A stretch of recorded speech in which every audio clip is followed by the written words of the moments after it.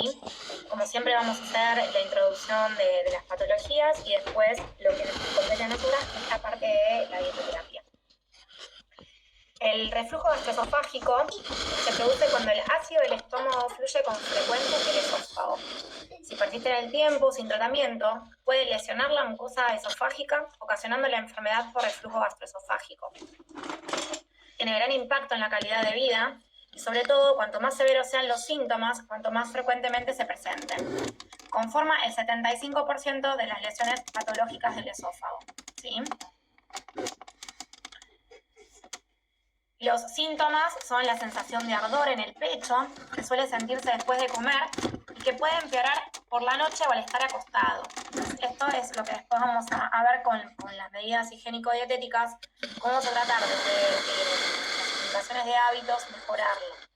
La regurgitación de los alimentos o de líquidos agrios, el dolor de pecho en la parte alta del abdomen, la disfagia, sensación de nudo en la garganta y si se produce reflujo ácido durante la noche, también puede presentar tos continua, que esto es muy común, se ve mucho en la clínica, inflamación de las cuerdas vocales, que puede darse como laringitis, y problemas de asma por primera vez o agravamiento del asma persistente, ¿sí? Las causas pueden ser por defecto mecánico del esfínter esofágico inferior, por arrastre ineficaz del jugo gástrico refluido, o por anormalidades del reservorio gástrico, ¿sí?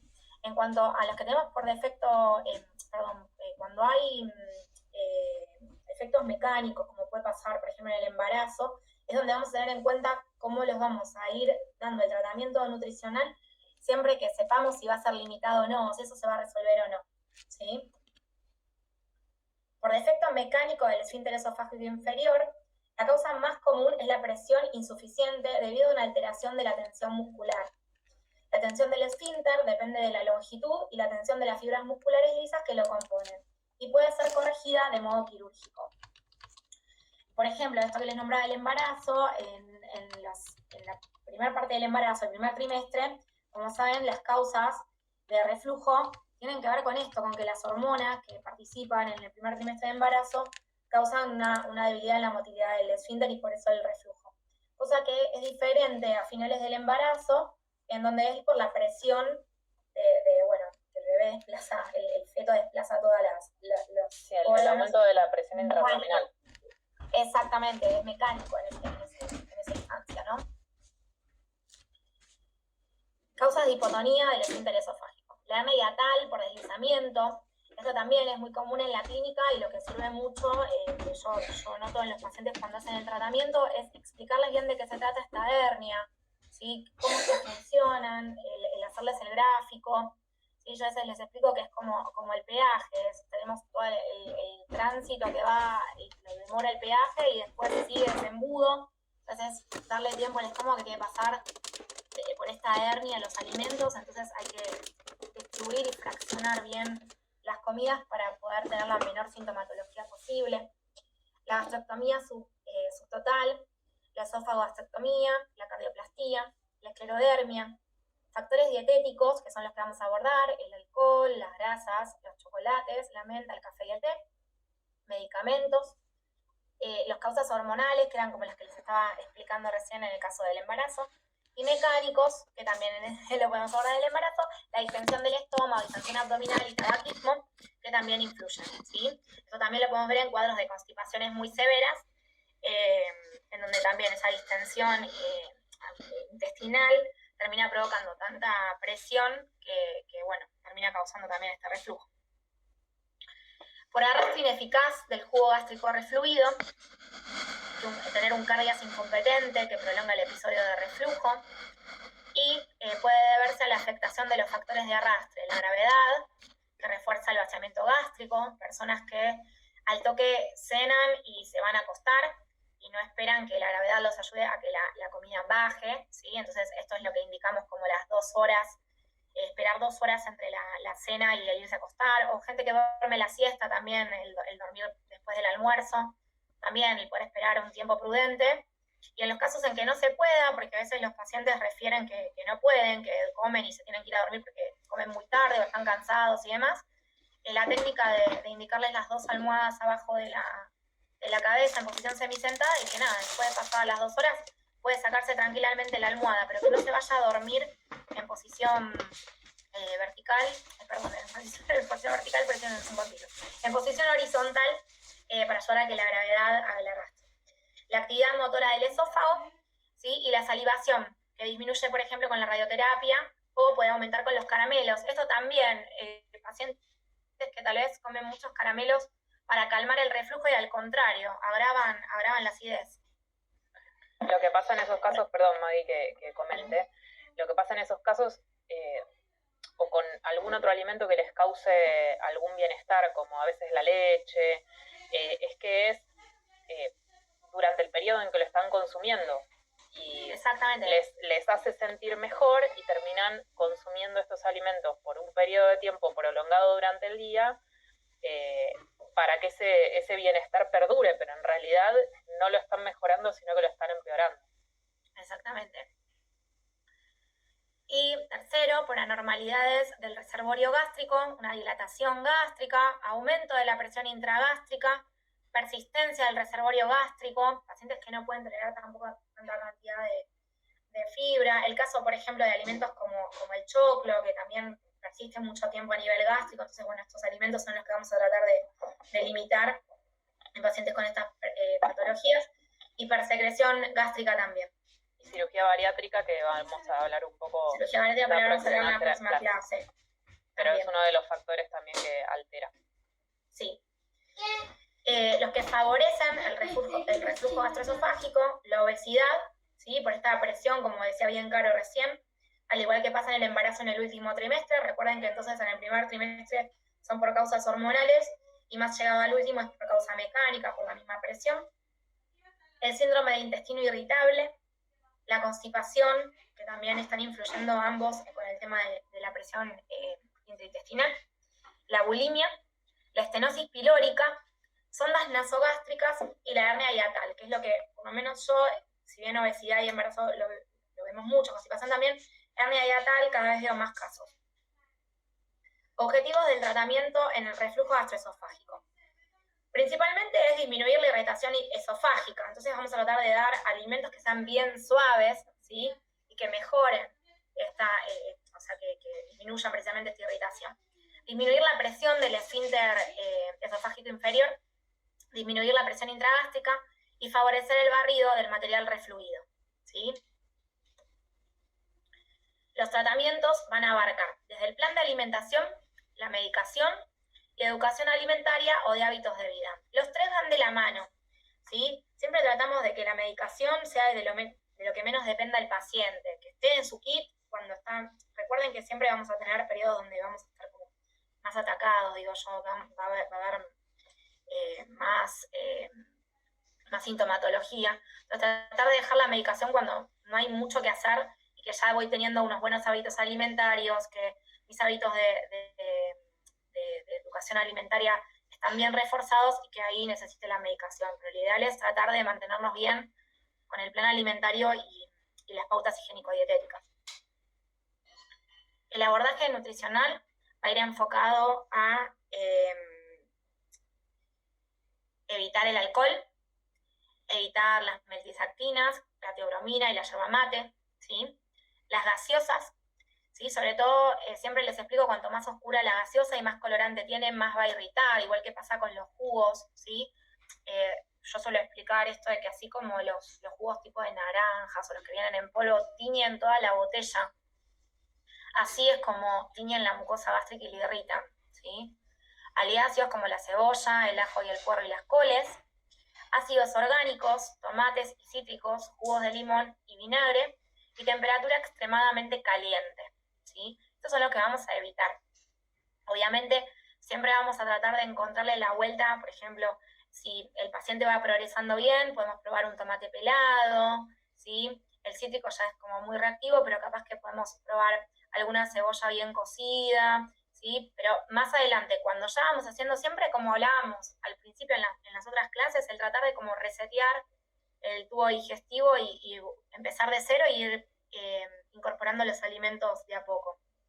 Maggie, yo no sé vos, pero en casos muy graves o muy persistentes, yo lo que uso es una dieta adecuada gástrica. Esta Exacto, sería la indicación, digamos, la sí, tal prescripción cual. dietoterápica.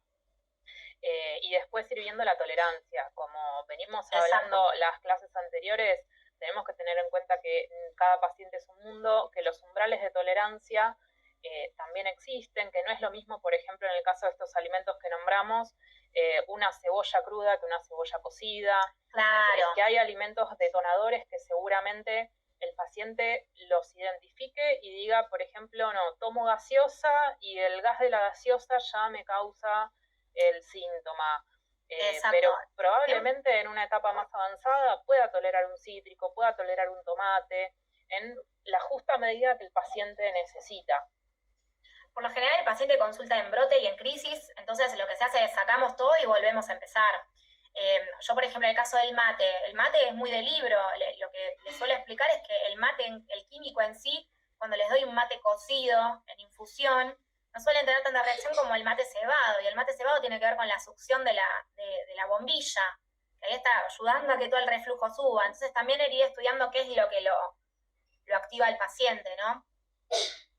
Pero sí, la dieta adecuada gástrica es muy monótona, desde los colores que tiene el plato, desde la textura, es una dieta más bien blanda, entonces no es muy sostenible en el tiempo como otros planes que decimos, eh, porque limita mucho al paciente. Entonces, lo que suelo hacer es, bueno, este es el adecuado gástrico, es el plan de contingencias con el que empezamos, es si vos tenés Sí. el brote, si Para hacer usamos una o este dos y después semanas. exactamente, los vamos ampliando y los vamos moviendo. Sí, lo que queda fijo son los hábitos que le enseñamos, esto que decía de cuando se van a dormir, el hecho de fraccionar bien las comidas, eso sí, porque tiene que ver con el hábito, con que es algo que va en la conducta alimentaria y que no lo limita en cuanto a lo social si tienen que compartir una comida, ¿no? Disminuir factores que disminuyan la presión del esfínter, y acá volvemos a repetir el alcohol, las grasas, el mate, los chocolates, la menta y el cigarrillo. También el cigarrillo, si bien tiene todo este aporte de nicotina y los químicos, suele suceder también la acción mecánica como pasa con la bombilla, de también estar succionando y que estimula que el reflujo suba, que el ácido suba, ¿sí? Entonces, obviamente el cigarrillo está contraindicado de cualquier manera, pero me refiero también a ver qué es lo que es. En el caso del mate es muy puntual, que yo observo más que es por el tema cebado que por el tema de la taza, ¿sí? Tratar de buscar combinaciones suaves, ¿sí? Pero ven que repiten los que disminuyen la presión del esfínter. Hay que ver también, por ejemplo, en el caso del chocolate y la menta, que son dos factores que también son muy notorio cuando el paciente los consume, que se da cuenta que realmente le generan el síntoma, pero ver si es lo mismo cualquier tipo de chocolate. Claro, un si amargo, tolera mejor, puro cacao, claro. que uno con leche. Hay que ver qué tipo de ultraprocesado, si es el chocolate o si es la grasa que tiene ese ultraprocesado que compró. Claro, ¿Sí? Entonces ahí es hacer esto que hablábamos la semana pasada de la lectura de etiquetas, enseñarle al paciente para que pueda investigar bien qué ingredientes son los que les pueden estar cayendo mal, ¿no? Y después tenemos acá las estrategias higiénico-dietéticas, ¿sí? Que es esto que yo les decía, que son los hábitos que pretendemos que el paciente incorpore, que es a prueba y error y repetirlo. Muchas veces los pacientes comen apurados y sin masticar, tragan el bocado entero, no sueltan los cubiertos cuando van a comer. Entonces ya ese bocado que entra íntegro a la cavidad estomacal va a producir obviamente mucho más ácido para poderlo desmoronar. ¿Sí? Recordemos que los dientes tienen la función de triturar y el estómago tiene la función de licuar. Si yo a un alimento lo como sin haberlo masticado correctamente, el estómago empieza a tener la función de triturar, que es lo que tendrían que haber hecho mis dientes, y el intestino va a querer licuar algo que ya tendría que venir licuado. Entonces, el comer despacio, masticar tranquilo, masticar correctamente, formar bien el bolo, ¿sí? Es muy importante explicarlo a los pacientes. Yo les digo el apoyar los cubiertos, ¿sí? Pinchar el bocado, ponerlo en la boca y soltar los cubiertos para lograr masticar bien. Todas estas técnicas parecen como hablarle a un nene de 2 años o que sean tontas, pero la realidad es que por cómo vivimos, por cómo comemos, por los espacios laborales que tenemos, donde todo es muy apurado, donde tengo un celular adelante de la cara continuamente, donde tengo el televisor continuamente, es muy difícil conectar con la comida, ¿sí? Piensen ustedes cuando, supongo que han hecho guardias o en las residencias, uno come como puede y no sé si se toma el tiempo de masticar como debe masticar. Tomar la mínima cantidad de líquidos con las comidas, esto tiene que ver con los volúmenes, por ejemplo, en el caso del hernia hiatal, es como si yo tuviera 2 estómagos, les explico a los pacientes. Entonces, primero tengo que llenar uno y después va a pasar al otro. Entonces, si yo colapso de volumen, al toque me voy a sentir lleno, me voy a sentir muy distendido, voy a sentir que ya comí y al ratito tengo un hambre total porque ya pudo pasar por ese esfínter, por esa hernia, ¿sí? Y entonces el líquido tiene que ir por fuera de las comidas, ¿sí? Puede ir, por ejemplo, media hora antes, se come y después a la media hora se toma el otro vaso o a la hora. No servir el vaso directamente en la mesa, ¿sí? Fraccionar la alimentación diaria para disminuir el volumen por comida. Esto que les decía, por ejemplo, tomo el vaso de agua, recién a la media hora como el plato de comida, recién a la otra media hora me como la fruta, ¿sí? Muy fraccionado, en porciones bien cortadas, bien chicas, y prestar atención a poder masticar, ¿sí? Eso lo que hace es que pueda hacer correctamente el vaciamiento gástrico, lo libere y pueda volver a cargar, digamos. Evitar la ingesta excesiva de aire por la boca, con cigarrillos, con chicles, con el mate, ¿sí? Evitar que la cena sea la comida más importante del día, porque entonces yo ahí voy a tener un montón de volumen y encima me voy a ir a acostar, o sea que encima tampoco le ayudo con la gravedad, ¿tá? Entonces, comer fraccionado es la base de estos planes alimentarios en cuanto al estado gástrico, que la consistencia sea blanda y bien desmoronable y manejar bien los volúmenes. Si, vuelvo a repetir, si yo llego a tengo un paciente que llega muy tarde, que tiene que cenar tarde, irse a dormir al momento, es perfecto, me pongo 2 almohadas abajo de la cabecera, ¿sí? Dormir semisentada y yo les digo, después si vos querés revolear la almohada a las 2-3 horas, no pasa nada, pero el tema es ayudar esas 2 horas principales después de cenar a que la gravedad ayude a que la comida baje, que tiene que ver con la posición para dormir. Dispepsia funcional. La dispepsia funcional es un cuadro clínico compuesto por un conjunto de síntomas continuos o intermitentes referidos por el paciente como dolor, malestar o incomodidad, tipo pesadez o plenitud en el hueco del estómago que pueden o no empeorar al comer. Esto es muy a hacer una buena anamnesis y trabajamos mucho sobre los síntomas. Ya teniendo el diagnóstico y la derivación del gastroenterólogo es con lo que trabajamos nosotras para evaluar qué tipo de plan vamos a hacer y personalizarle el plan a la sintomatología propia del paciente. Se presenta a veces con distensión o hinchazón, incapacidad para terminar una comida, eructos y náuseas, pero no tiene vómitos. Y afecta al 35 y entre el 35 y el 40% de la población general. Es un cuadro que estamos viendo mucho, es un cuadro muy común, ¿sí? Se estudia al paciente de PAPA y el diagnóstico de la dispepsia funcional, ¿sí? El plan también va a ser el adecuado gástrico, nada más que este es mucho más personalizado porque a veces es muy difícil encontrar qué es lo que lo está detonando, ¿sí? Entonces, bueno, dependiendo de si la sensación es la plenitud en el hueco del estómago, si es la pesadez, si tiene más bien hinchazón o si tiene eructocina y estado nauseoso, es cómo vamos a ir manejando los olores que vamos a utilizar en esas comidas, si van a ser alimentos muy estimulantes, si podemos tirar de la soda y que sean más estimulantes que otros, si podemos fraccionar un poquito menos o más, pero básicamente es como decíamos recién con Carolina, empezamos con un adecuado gástrico y vamos viendo y progresando de a poco con el paciente. La dispepsia funcional es aquella en la cual las molestias no se deben a la presencia de enfermedad demostrable digestiva o no, al alcoholismo o tabaquismo crónico ni a la toma prolongada de fármacos. ¿Cuál es entonces la causa de esta molestia? Se piensa que se debe a un aumento de la sensibilidad del estómago y los intestinos. Los síntomas son dolor, malestar o incomodidad en zona teórica del estómago, No hay manifestaciones de alarma como fiebre, vómitos, adelgazamiento, dolor de vientre nocturno, dificultad, dolor para tragar, presencia de sangre roja o digerida como la melena, en heces, anemia o ictericia. Siempre acuérdense de, por favor, hacer los diagnósticos diferenciales, ¿sí?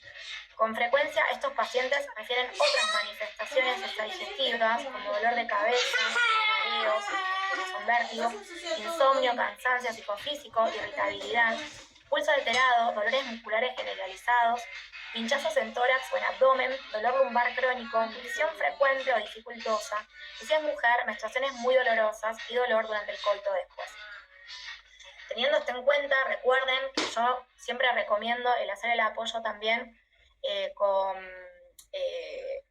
salud mental, con psicología, el tener dentro del equipo un psicólogo para ayudarnos a canalizar el estrés, ¿sí? Son síntomas muy, muy característicos del estrés. O, como les decía la otra vez, recomendarle al paciente que incorpore también hábitos de liberación del estrés, ¿sí?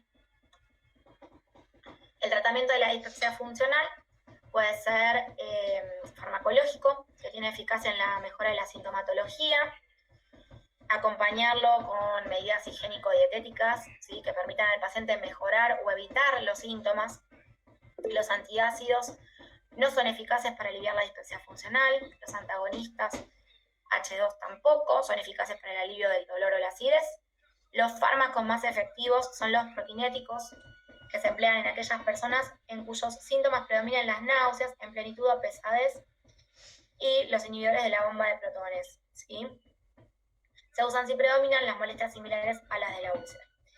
Entonces, vamos a trabajar siempre con la tirada fármaco, hábitos de vida y el plan alimentario. Los no farmacológicos es modificaciones en el estilo de vida y forma de vida, que se consideran en general saludables y pueden ayudar a mejorar esta sintomatología y evitar su aparición, ¿sí? La cesación tabáquica. Recuerden que por lo general hay equipos de cesación tabáquica en neumonología, el hacer la derivación oportuna. Esto los pacientes a veces no lo saben y hay programas que están muy buenos para darle una mano al paciente y no que lo tenga que hacer por su cuenta. Evitar los abusos de alcohol o directamente recomendarle, no nos gusta prohibir, pero la verdad que el alcohol también se podría prohibir. Controlar el exceso de peso, ¿sí? Comer despacio y masticar bien, muy importante, como les decía antes.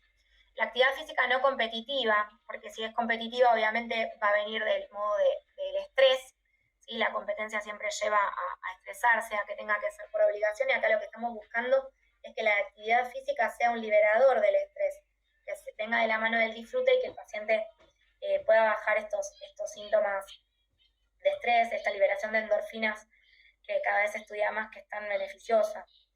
Evitar el empleo innecesario y sin prescripción médica de fármacos que puedan causar molestias digestivas, y algunos pacientes se benefician de la aplicación de técnicas del manejo del estrés o de psicoterapia de apoyo o conductual. Las técnicas del manejo del estrés pueden ir desde, como les decía antes, buscar algo de arte para hacer, a aprender meditación, no todos los pacientes tienen buena adherencia a la psicoterapia cuando uno se las plantea.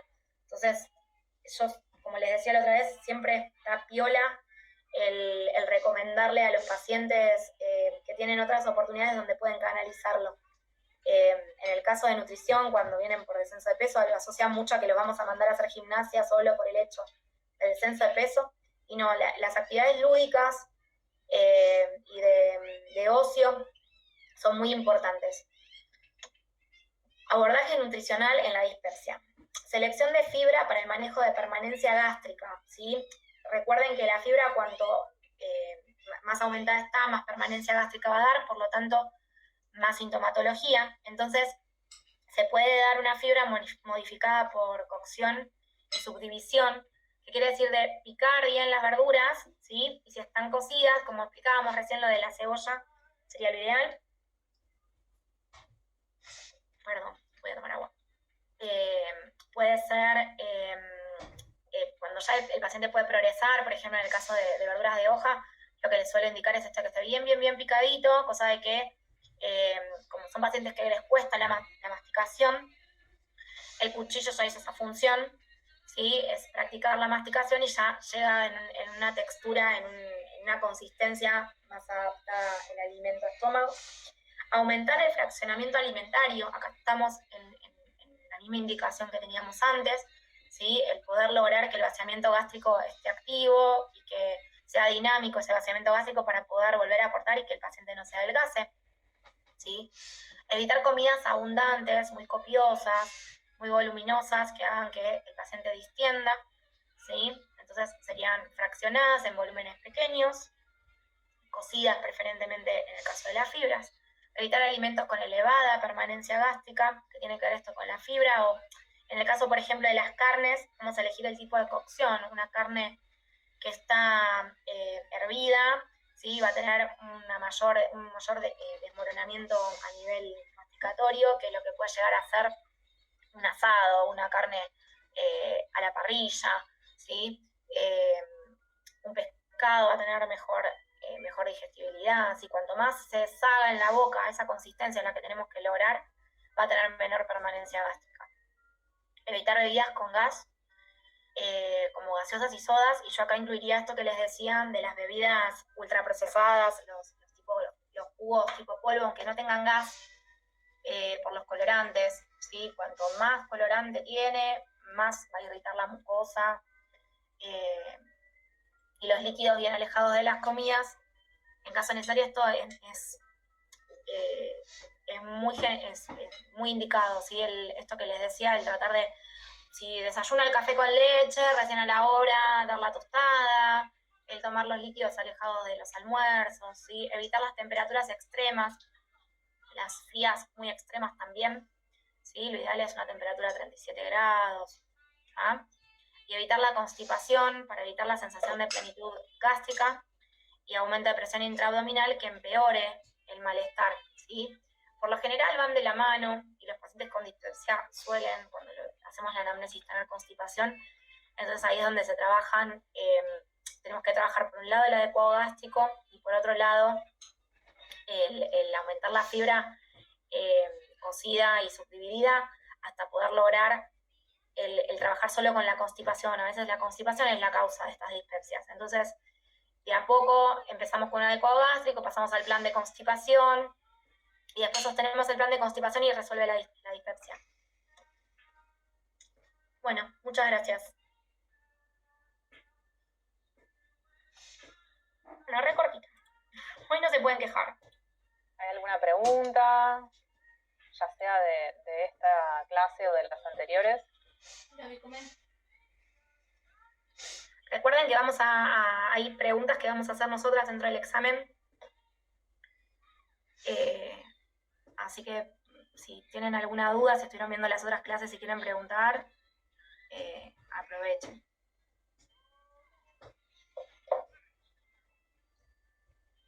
Yo quería agregar que quizás lo que venimos viendo son las dos clases que dio Magali en realidad, que pueden abordarse desde la dieta adecuada gástrica, también desde la dieta FODMAP que ya vimos, siempre adecuándolo a la sintomatología del paciente, a la medicación con la que se aborde, a la existencia de otras patologías concomitantes,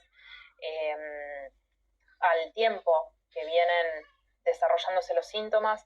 Coincido también con lo último que dijo Maggie, que es muy habitual que estas patologías de las cuales charlamos hoy se den en realidad con la base de una constipación, un estreñimiento, y que no sean que simplemente sean una manifestación clínica de otra cosa y no una patología en sí. Entonces, desde la alimentación podemos llegar a mejorarlo sin necesidad de tener que recurrir necesariamente a un tratamiento medicamentoso a largo plazo. Y recuerden que la idea de lo que tiene que ver con la anamnesis y lo que estamos trabajando acá es para que la interacción entre gastro y licenciadas en nutrición, que tiene que ver en el captar qué es lo que está pasando con el paciente y en la carta de derivación, porque no siempre se trabaja en el mismo equipo donde los profesionales podemos conversar cara a cara y pasar el caso, digamos, del paciente. Entonces, el saber bien hacer la prescripción. Entonces, la idea es que ustedes sepan, bueno, a ver, este paciente necesita una dieta FODMAP, entonces ya en la carta de derivaciones deriva nutrición por dieta FODMAP, ¿sí? Ustedes son los que nos tienen que indicar a nosotras qué plan les parece que va. Si bien nosotras eso en la práctica lo hacemos y lo sabemos, pasa precisamente porque no nos mandan estas derivaciones, ¿sí? Entonces, la idea es que no les pasamos la lista de alimentos, porque eso a ustedes no les compete, pero sí es importante que entiendan por qué lado va y por dónde es que nos pueden derivar para poder trabajar realmente en equipo, ¿sí? Entonces, ustedes, con la idea es que las herramientas que les estamos dando puedan poner esto de derivo, una dieta que anda más por el lado de la constipación, que tiene esta dispepsia viene por tal cosa, que si hay una intolerancia, qué grado de intolerancia a la lactosa o al gluten tiene, ¿sí? Yo creo que hay dos cosas importantes también, una desde la prescripción y lo que nos lleva a nosotros los nutricionistas para poder trabajar, es también que nos escriban en la orden de derivación qué medicación o bajo qué tratamiento medicamentoso está el paciente y cuáles son los objetivos de ese tratamiento, porque muchas veces el paciente no sabe decir qué medicación está utilizando o por cuánto tiempo el médico pretende hacer un abordaje con esa medicación. Y eso a nosotros nos limita muchísimo el trabajo. El paciente no tiene por qué saber, o sea, sí los remedios que toma y venir con la cajita, pero no tiene por qué saber de qué va la patología. Por eso la otra vez yo les decía esto de la importancia de que el paciente entienda, tengo hernia hiatal y no entiende ni lo que es la hernia hiatal. Y es importante que el paciente sepa cómo funciona su cuerpo, su anatomía, por qué es los síntomas que tiene. Entonces, cuando el paciente comprende de qué va la cosa, es mucho más fácil la adherencia al tratamiento. No es lo mismo un reflujo por hernia que un reflujo por embarazo. Entonces, tampoco es lo mismo saber que la hernia es para toda la vida y que el embarazo se va a autolimitar, ¿sí? Entonces, el explicarlo, el hacer el correcto diagnóstico en la carta de derivación, eso es a lo que enfocamos nosotras, ¿sí? Y otra cosa que me parece importante recalcar es que así como nosotros dejamos el tratamiento médico para los médicos y pretendemos un trabajo interdisciplinario, también evitar, y por eso mismo no les damos el detalle de este alimento, una lista, es que nuestro trabajo es mucho más artesanal que la simple teoría. Cada paciente tiene sus propias singularidades y probablemente no sea una sola la patología que lo aqueja y que nosotros vemos un montón de cosas en su contexto, en el contexto puntual de cada paciente, y que ya nos venga el paciente con una listita que le dio el médico, muchas veces en vez de favorecer el tratamiento, lo empeora, porque después el paciente tiene miedo de hacer cambios, tiene miedo de hacer incorporaciones, y no terminamos encontrando el problema que quizás tiene solución. Y también es esto de que por lo general el paciente viene con que lo que no puede comer y no sabe qué es lo que sí puede comer. Entonces también desde lo educacional y desde lo empático siempre si vamos con lo positivo, vamos a lograr mucha más adherencia que si le decimos no puede nada, lo limitamos. Entonces tratar de el famoso depende que tenemos el nutricionista. Bueno, a ver, la cebolla, y depende. A ver, empecemos por acá y después vamos por allá. Pero la escucha es muy importante, el entender de qué viene, ¿sí? Esto que les decía de los diagnósticos diferenciales, el ser responsable con la profesión que se tiene, y el ser respetuoso de cada espacio, ¿no? Nosotras, por ejemplo, tenemos mucha escucha en la consulta, pero la psicóloga es la psicóloga, ¿sí? Entonces esto de que se puede trabajar interdisciplinariamente, saber de qué va el laburo del otro, de qué va el trabajo del otro, pero para poder saber, che, esto me excede y lo tiene que hacer otra profesional. ¿Y cómo lo hace esa profesional? Bueno, necesita mi carta, necesita mi mínimo resumen de historia clínica o necesita la prescripción médica de la dieta, ¿sí? Bueno, si no hay más consultas, por el momento. La semana que viene estimo que nos encontramos mismo día y horario. No sé si alguien me puede confirmar, por favor, ya que Gastón creo que todavía no se pudo unir. Si me pueden decir si para la última clase nuestra de nutrición quedamos mismo día y horario, martes 19:30.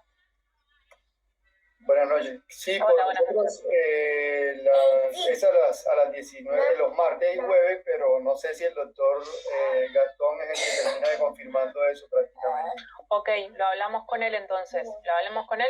Depende más que nada de la disponibilidad de ustedes, porque el primer día que nosotros habíamos acordado era los miércoles y luego nos pidió él, por una demanda de los tiempos de ustedes, que fuera los martes. Claro, principalmente porque nos conviene más en martes y jueves. Perfecto, bueno, si es así, de todas formas, bueno, aguardamos la confirmación de Gastón. Para nuestra clase se van a unir con el mismo link que les pasé hoy. Ok, respecto a las prescripciones. Nosotros les vamos a pasar los power, así los tienen, traten de leerlos para la próxima, por los dos que les surja alguna duda, más que nada por esto de que van a haber preguntas nuestras en el examen. Claro, lo de las prescripciones, lo que pasa es que, bueno, está la parte de intestino irritable y de reflujo que prácticamente casi tienen, es dependiendo de lo que le caiga bien o no le caiga bien al paciente. Hay alimentos puntuales, pero es que es muy difícil a veces que el paciente maneje una prescripción como tal. Entonces, cuando uno lo envía con ustedes, por favor, cuando uno lo envía con ustedes,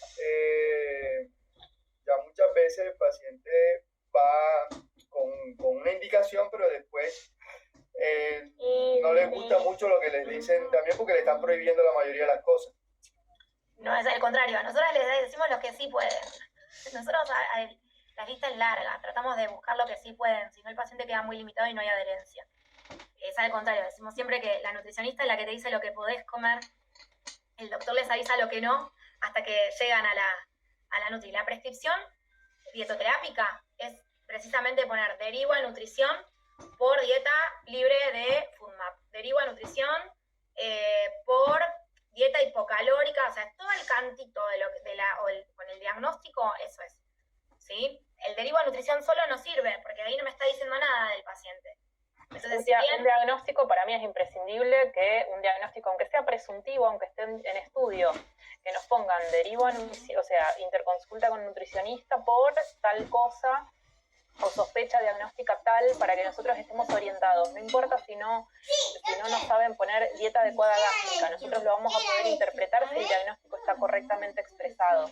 Ahora, si no dice cuál es el diagnóstico y el paciente muchas veces le damos un diagnóstico con palabras complejas que no puede comprender, no nos va a poder transmitir realmente lo que el médico quiso. Y este teléfono es compuesto entre que el paciente viene derivado del gastro y llega a la nutricionista y entendió lo que entendió de uno y va a entender lo que entiende del otro. Eso muchas veces complica. Por eso siempre lo que nosotros tratamos de recalcar es que haya una buena transmisión de profesional a profesional de qué es lo que pretendemos uno del otro. Nosotras también solemos hacer lo contrario. Estimado doctor, vemos tal cosa en tal paciente y cómo lo hacemos si es que no trabajamos en el mismo equipo. ¿Se entiende? Sí, claro que sí. Es la carta, no tiene que ser nada un diagnóstico definitivo lo que le tenemos. No, para nada. Porque puede estar con estudios pendientes. Precisamente eso también, puede que lo estés estudiando a ver si está teniendo una intolerancia al gluten y yo no se la tengo que sacar, porque el paciente me puede decir, me parece que no tolero, el doctor dijo que saque el gluten, y capaz que es la hipótesis principal, y te falta hacer estudios, yo le doy una dieta sin gluten, pensando en lo que me dice el paciente, entonces está la carta, ¿sí? Ahí resguardamos más que se sostenga y pueda llegar hasta la consulta con el gastro y que el gastro termine de definir si es un intolerante o no, y ahí se va puliendo y se va acomodando. Bueno, a ver, probamos una dieta que le bajamos un poquito de gluten, no se lo saco por completo, pero llegaste a hacerle la biopsia, le detectas la celiaquía, vuelve conmigo de nuevo, hacemos la dieta para celiaquía, ¿sí? Pero en el medio, el paciente no habla el mismo idioma que nosotros. Entonces, ahí es donde se empieza a hacer un teléfono descompuesto. Por eso es tan importante, si yo no trabajo en el mismo equipo, no tengo físicamente para poder ver al profesional con el que voy a laburar, con el que voy a trabajar, perdón, si yo ya no lo tengo físicamente, si no tengo el contacto del celular para escribirle, para pasarle el caso, así que son los casos más raros que uno puede pasar por mensaje, escriban. Esto es la carta para la nutricionista, así como se hace la carta para el laboratorio, con lo que necesito pedir, y todos esos análisis van justificados con un diagnóstico, lo mismo para nosotras. ¿Sí? Después nosotras en la consulta vemos, bueno, a ver, esto lo ajusto por acá, esto lo ajusto por allá, pero yo ya tengo la visión del gastro de qué es lo que está buscando, qué es lo que opina, qué es lo que piensa, y sabes que también importante va el sello tuyo. Entonces, si yo necesito contactarme con vos, tengo tu nombre y tu apellido para poderme contactar. Entonces, eso es súper importante que aprendan a hacer las derivaciones como corresponde, ¿sí? Caro ha hecho un trabajo que mostraba las prescripciones que nos mandan, ¿cómo dice nutrición? No sabemos nada del paciente, a veces ni tiene el nombre del paciente y dice nutrición. Y eso no es una derivación. Sí, es verdad, yo hice que si vos querés derivarlo al cardiólogo, ¿por qué lo derivas al cardiólogo? Por más supongamos que no va por fuera de hacerle el prequirúrgico para la endoscopia. Que vos sospeches que hay algo cardiológico, supongo que se manda con carta, la sospecha y la hipótesis que se tiene. ¿Sí? Con nosotros es lo mismo. Yo hice un trabajo, sí, hace unos años en mi lugar de trabajo, y el 88% de los pacientes acudían sin una orden de derivación como corresponde. Y eso nos dificulta un montón el trabajo. De hecho, muchas veces hacemos, bueno, la recepción del paciente, le escribimos una nota al médico y le decimos, volvé al médico y que nos vuelva a enviar lo que necesita de nosotros, porque el paciente hace su interpretación y en el medio de que vio al médico y nos vio a nosotros, también googleó y buscó información dudosa, le contó a la vecina, a la tía, a la prima, y llega con una ensalada en la cabeza de las cosas que tiene que hacer y que no, que después nos dificulta el trabajo a todos.